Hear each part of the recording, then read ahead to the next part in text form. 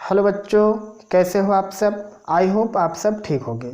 तो आज के इस सेशन में हम लोग जिस टॉपिक पर बात करने वाले हैं वो टॉपिक है magnetic field due to current carrying circular loop, यानी वृत्ताकार धारावाही चालक के कारण से चुंबकीय क्षेत्र कितना होगा, उसके बाद उसकी दिशा कितनी हो, मतलब किस तरफ होगी, और साथ में जो सर्कुलर लूप होगा वो अगर मैग्नेट के रूप में व्यवहार करेगा तो नॉर्थ पोल किधर होगा, साउथ पोल किधर होगा। इन सभी बिंदुओं पर हम लोग चर्चा करेंगे।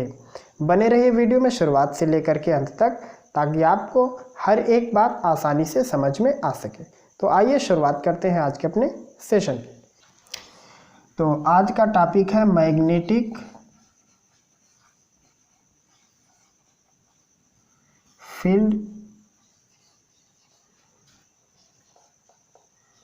ड्यू टू करंट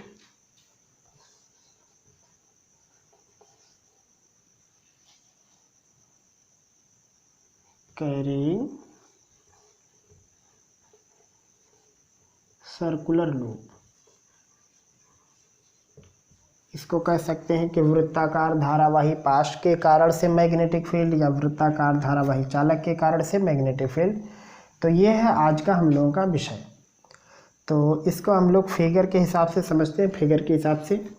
तो इसके लिए पहले बनाते हैं हम लोग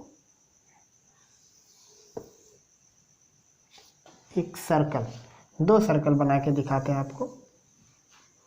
तो ये सपोज कर लो कि आपके पास दो सर्कुलर वायर है, यानी आपने कोई वायर मोड़ के उसको वृत्त के जैसा बनाया। तो अब प्रॉब्लम क्या है कि अब आप सोचोगे कि इसमें धारा कैसे जाएगी जब ये तो पूरा एक वायर हो गया।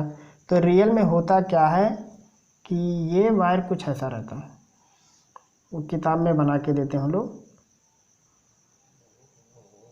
कुछ इस प्रकार से। मतलब ये दो वायर हो गए, एक में से धारा जाती है, दूसरी तरफ से निकल के आती है। तो अब हम लोग केवल इतना ही बना रहे हैं। तो अब ये मत समझना कि मतलब ये पूरा एक ही वायर है तो कैसे धारा गया होगा। ये रियल में ऐसे बनाया जाता है, मतलब बिल्कुल से आपस में एकदम करीब करके। तो ये केवल वृत्त वाले भाग को हम लोग स्टडी करते हैं।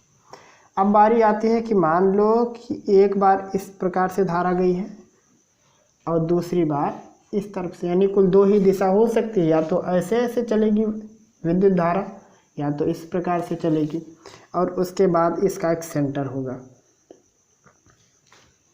ये दो हो गया कन्फर्म। अब आप देखो कि इसमें जो धारा बह रही है ये देखने पर कौन सी दिशा दिख रही है। तो ये दाएं तरफ चल रही है, जिसको हम लोग कहते हैं दक्षिणावर्त, या कह सकते हैं कि ये क्लॉकवाइज चल रहा है। तो इसमें जो धारा है वो कैसी है, क्लॉकवाइज। और ये वाले में देखो, ये वाले में घड़ी की सुई कुछ इस प्रकार से मूव करती है, तो ये इसमें अपोजिट अपोजिट मूव कर रहा है।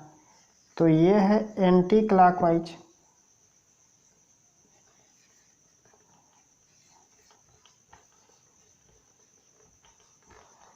इसमें हो गया एंटी क्लॉकवाइज करंट। तो करंट के दो दो हो गए डायरेक्शन। अब बारी आती है कि इसमें मैग्नेटिक फील्ड का डायरेक्शन कैसे हम लोग निकालेंगे। तो उसके लिए हम आपको बताएं, आपको करना क्या है। करंट के डायरेक्शन में आपको अपना थंब रखना है। तो ये लोग करंट के डायरेक्शन में अपना अंगूठा रखते जाएंगे, मतलब इधर निकालेंगे तो ऐसा कर देंगे, यहाँ निकालेंगे तो इस प्रकार से। उसके बाद देखते हैं उंगलियाँ किधर कर्ल होती हैं। तो आप यहाँ पे रखोगे तो देखोगे कि उंगलियाँ अंदर की तरफ जा रही हैं। कहीं पर भी आप रखोगे, जैसे मान लो करंट इधर आएगा तो आप यहाँ पे अंगूठा रखोगे तो आपकी उंगलियाँ कहाँ बैंड होंगी, अंदर की तरफ। यानी अगर ये कोई एक वायर होता, हम कहते हैं इसको पकड़ लो, तो आप कुछ ऐसा पकड़ते, यानी क्या होगा, मैग्नेटिक फील्ड लाइन से अंदर जाके इस तरफ से निकल रहे होंगे। देखिए आप ऐसे अगर पकड़ोगे तो इस प्रकार से, यानी अंदर जाके बाहर की तरफ से आ रही होंगी। यानी मैग्नेटिक फील्ड जो बनेगा कुछ इस प्रकार से, यानी हर एक जगह पर कुछ इस प्रकार से, मतलब एक सर्कुलर लूप बनेगा मैग्नेटिक फील्ड का। यानी यहाँ पे अगर देखें रिंग के अंदर मैग्नेटिक फील्ड लाइन की क्या डायरेक्शन होगी सामने से, तो यहाँ पे मैग्नेटिक फील्ड होगा इनवर्ड, यानी अंदर की ओर।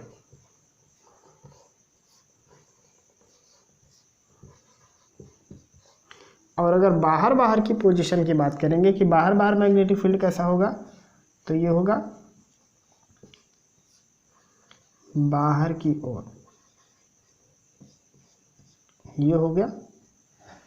ऐसे ही आप इधर देखो तो यहाँ पे करंट का ये डायरेक्शन है, तो इसके हिसाब से आप यहाँ पे अपना अंगूठा लगाओ, जैसे ये ऐसे, तो आप देखोगे कि ये उंगलियाँ बाहर की तरफ से अंदर जा रही हैं और ये सेंटर की ओर से आके निकल रहे हैं। जब आप कुछ इस प्रकार से पकड़ोगे तो ऐसे, जब आप ऐसे पकड़ोगे तो देखोगे कि उंगलियां अंदर जा रही हैं और वो इस तरफ से आके निकल रही हैं, यानी यहाँ पे होगा आउटवर्ड,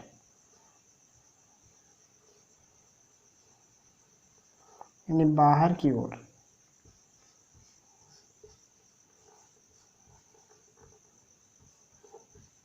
और यहाँ अंदर की ओर, कुछ इस प्रकार से। यानी अगर आप देखो इस प्लेन को, तो अगर आपको ऐसी वाली धारा मिल रही इस प्रकार से, तो इस प्रकार के धारा में क्या होगा, यहाँ सर्कुलर लूप के अंदर मैग्नेटिक फील्ड लाइन प्रवेश करेंगी। यहाँ पे क्या होगा, अंदर से मैग्नेटिक फील्ड लाइन निकलेंगी, इस प्रकार से अंदर जाएंगी, फिर बाहर निकल के आएंगी।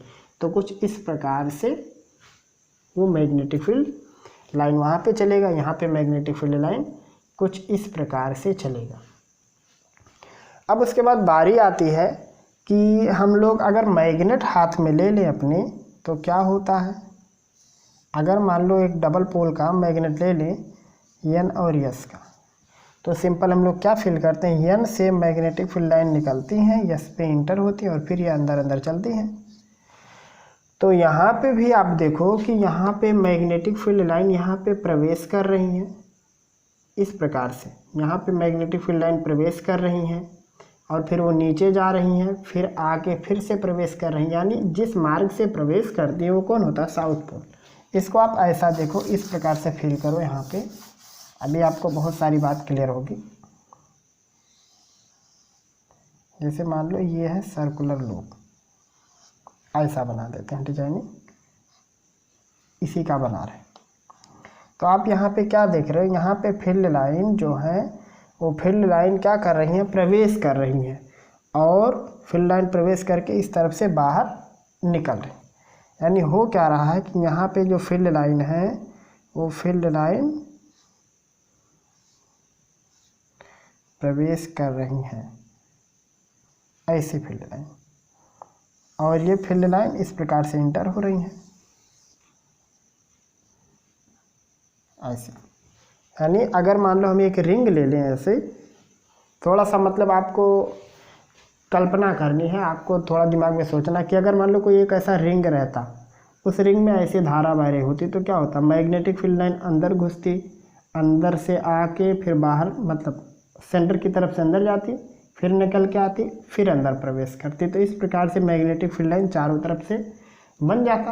तो आप क्या देख रहे हो कि अगर ऐसा करंट जा रहा है तो यहाँ ऊपर से मैग्नेटिक फील्ड लाइन अंदर की ओर जा रही है। यानी अगर ऐसा देखें क्लॉकवाइज करंट, तो ये अंदर इनवर्ड बन रहा है, और अगर एंटी क्लॉकवाइज मतलब इसको समझें, यानी करंट को एंटी क्लॉकवाइज अगर देखें तो यहाँ पे आउटवर्ड बन रहा है। अब आउटवर्ड कब बनता है, जब कभी भी नॉर्थ पोल होता है। यानी अगर देखा जाए तो ये आपका कौन सा पोल होगा, ये होगा नॉर्थ पोल, यानी उत्तरी ध्रुव ये बन गया। और ये अंदर अगर प्रवेश कर रहा है तो ये क्या हो जाएगा, साउथ पोल। अब यहाँ पे आपको इतनी बात समझ में आ गई। अब उसके बाद बारी आती है कि कैसे इसको फील करें, कैसे इसको पहचानें। तो आप देखो, जब हम लोग यस ड्रा करते हैं, तो यस जब बनाते हैं तो कैसा बनाते हैं, कुछ ऐसा। यानी अगर करंट इस प्रकार से चले, यानी ऐसे ऐसे अगर करंट चलता हुआ आपको दिखे, तो आप समझ लेना कि वो साउथ पोल बनाएगा। यहाँ पे जैसा कि देख रहे हो करंट ऐसे ऐसे चल रहा है, जैसा कि ये यस की डिजाइनिंग है। तो इस प्रकार से अगर मान लो करंट चल रहा हो तो वो है आपका साउथ पोल। यन को डिजाइन करते हैं तो ये है आपका यन। यानी अगर करंट कुछ इस प्रकार से चलता हुआ फील हो रहा है तो समझ लेना कि वो है नॉर्थ पोल। अब इसे याद करने में आसानी है बहुत। कैसे देखो, ये एंटी में भी n है और नॉर्थ में भी n है, यानी अगर करंट एंटी क्लॉकवाइज आपको चलता हुआ दिख रहा है तो पक्का वो पोल आपके लिए नॉर्थ होगा। और अगर आपको एंटी क्लॉकवाइज नहीं दिख रहा, आप इसको मत याद करो, ठीक है, आप केवल इसको याद रखो। जब ये याद रहेगा तो समझ लो बदले में याद हो जाएगा। जैसे हम कह दिए कि करंट एंटी क्लॉकवाइज चल रहा है तो तुरंत समझ लेना कि वो नॉर्थ पोल। ये n से याद रखे रहना, एंटी क्लॉकवाइज नॉर्थ पोल। तो उसके बाद क्लॉकवाइज यानी साउथ पोल, या कह सकते हैं दक्षिणावर्त, वो साउथ पोल होगा। और जो वामावर्त है वो आपका हो जाएगा नॉर्थ पोल।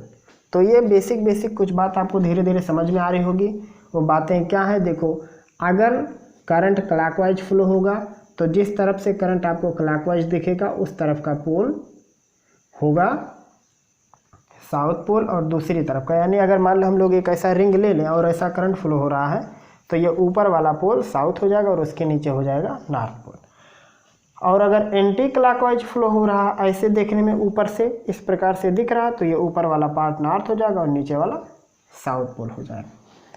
उसके बाद इसमें कुछ और बात आती है कि अगर मान लो यहाँ पे क्लॉकवाइज है तो सर्कल के अंदर यानी रिंग के अंदर इनवर्ड होगा, और यहाँ पे एंटी क्लॉकवाइज है तो रिंग के अंदर आउटवर्ड होगा। ये बेसिक बात आपको याद रखनी, और आप फिगर के हिसाब से भी समझ सकते हो। तो ज़रूरी जो भी चीज़ें होंगी आप लोग उसको कॉपी में लिखते रहिएगा। उसके बाद बारी आती है कि मैग्नेटिक फील्ड कितना होगा। जैसे ये तो निकाल लिए, मतलब दिशा वगैरह समझ में आ गया कि अगर क्लॉकवाइज है, एंटी क्लॉकवाइज करंट है तो पोल कौन सा बन जाएगा और मैग्नेटिक फील्ड की डिजाइनिंग कैसी होगी, ये तो आपको समझ में आ गया। उसके बाद बारी आती है कि कितना मैग्नेटिक फील्ड होगा। तो आप लोग पहले इसे लिख लीजिए, फिर आगे बात करते हैं। अब बारी आती है कि मैग्नेटिक फील्ड कितना होगा, ये कैसे कैलकुलेट करेंगे। तो देखिए, इसके लिए वैसे डेरिवेशन आपकी किताब में है नहीं, ठीक है, फिर भी हम कोशिश करेंगे कि आपको समझ में आ जाए। सपोज कर लो कि आपके पास एक सर्कुलर रिंग है और उसमें किसी भी मतलब दिशा में करंट फ्लो हो रहा है, क्लॉकवाइज एंटी क्लॉकवाइज कोई भी, और आपको सेंटर पर निकालना। हाँ, एक बात याद रखे रहना, अगर सेंटर को छोड़ के आपको कहीं पर भी निकालना होगा मैग्नेटिक फील्ड तो हम जो तरीका बताने जा रहे हैं उससे आप नहीं निकाल पाओगे। केवल कहाँ पे निकालने के लिए हम बता रहे हैं आपको, सेंटर पर, यानी सर्कुलर रिंग के अगर आपको सेंटर पर निकालना है तो कितना मैग्नेटिक फील्ड होगा ये हम बता रहे हैं आपको। तो आप लोगों ने देखा था जब हम बायो सेवर्ट का नियम आपको बता रहे थे तो उसमें हमने आपको एक छोटा सा फार्मूला बताया था, dB = μ0/4 पाई IDL sin θ/r²। ये हमने एक फार्मूला बताया था जब हम आपको सिखा रहे थे बायो सेवर्ट का नियम। इसी का उपयोग करके हम सेंटर पे आपको निकाल के बताएंगे मैग्नेटिक फील्ड। तो यहाँ पे मान लेते हैं कि करंट I फ्लो हो रहा, मतलब एक रिंग है। कभी कभी ऐसा भी सवाल आ जाता है कि कई मतलब फेरे लगे रहते हैं, तो आपको करना क्या है, जैसे मान लो हम कह दिए कि इसी जगह पर 10 चक्कर लगाया हमने, तो आप कैलकुलेट कर लेना जो वैल्यू आएगी और उसमें 10 से गुणा कर देना। तो जितने फेरे रहेंगे उतने फेरों का गुणा आपको कर देना, बस, और कुछ नहीं करना है। तो कभी कभी ऐसा सवाल आ जाता है कि मान लो 1000 फेरे हैं एक वायर के इतनी त्रिज्या पर, तो समझ लेना कि आपको मैग्नेटिक फील्ड का 1000 गुना निकालना है, यानी एक बार कैलकुलेशन करके 1000 से गुणा कर देना। तो अब यहाँ पे हम लोग मान लेते हैं कि इसकी जो रेडियस है वो रेडियस है r। अब ये फार्मूला कैसे अप्लाई करना है, इसके लिए हमने आपको बताया था ये वाला चीज़ कि मान लो कोई एक वायर है छोटा सा और उसकी एक dl लेंथ है और उस dl लेंथ से r डिस्टेंस पर कोई पॉइंट P है और ये थीटा एंगल बना रहा है, तो यहाँ पे मैग्नेटिक फील्ड का ये फार्मूला था। तो ऐसे ही मान लो कि इस वायर पर यहाँ पे एक छोटा सा भाग है जिसको हम लोग कहते हैं dl। इस dl के कारण इस P पॉइंट पर निकालना, इधर से देख सकते हो, उधर से, आप किधर से भी, इस पॉइंट पर हमें निकालना। तो आप क्या करोगे, ये फार्मूला लगा दोगे। तो अब बारी आती है यहाँ पे थीटा कितना लेंगे, तो थीटा कितना लिया जाएगा, थीटा लिया जाएगा 90। कारण क्या है कि मान लो अगर आप इसका कोई सा भी छोटा सा पार्ट लोगे तो छोटा सा पार्ट एक सीधा होगा और वहाँ से जब आप सेंटर को मिला दोगे तो ये 90 डिग्री का एंगल होगा। और दूसरा रीज़न क्या है कि आप यहाँ पे एक स्पर्शी खींच दो और स्पर्शी और त्रिज्याएं आपस में लंबवत होती। तो यहाँ पे जो थीटा यूज किया जाएगा वो थीटा कितना होगा 90 डिग्री, यानी डीएल के लिए अगर देखें तो थीटा की वैल्यू है 90 अंश। तो उसका इस्तेमाल करके यहाँ पे निकालेंगे हम लोग डी बी इक्वल हो जाएगा mu naught upon 4 pi I D L sine 90 by R square. Sine 90 की वैल्यू 1 होता है, तो ये हो जाएगा D B equal mu naught upon 4 pi I D L sine 90 ख़त्म हो गया, नीचे आर स्क्वायर। यहाँ आप चाहो तो कारण में लिख सकते हो ताकि बाद में आपको पता रहे कि क्या क्या हम लोग कर रहे हैं।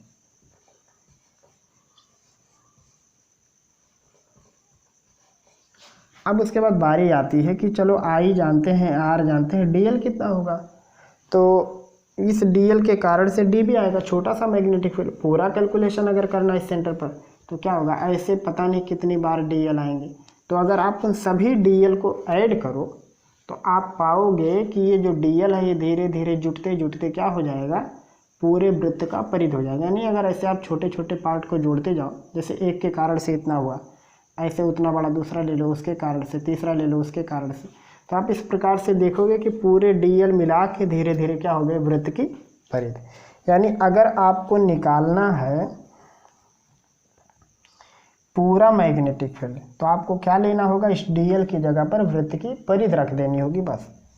तो हो जाएगा mu naught upon 4 pi I by R square, और डीएल की जगह क्या लिख दोगे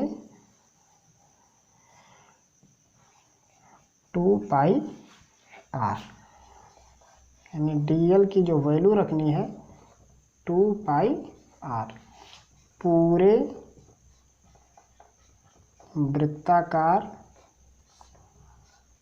लूप के लिए या पास के लिए आप कह सकते हो। अब आप यहाँ पे चाहो तो मतलब इसको काट भी सकते हो और चाहो तो छोड़ भी सकते हो। जैसे आप चाहो तो मतलब इस आर से आर को काट सकते हो, 2 पाई से 4 पाई को काट सकते हो।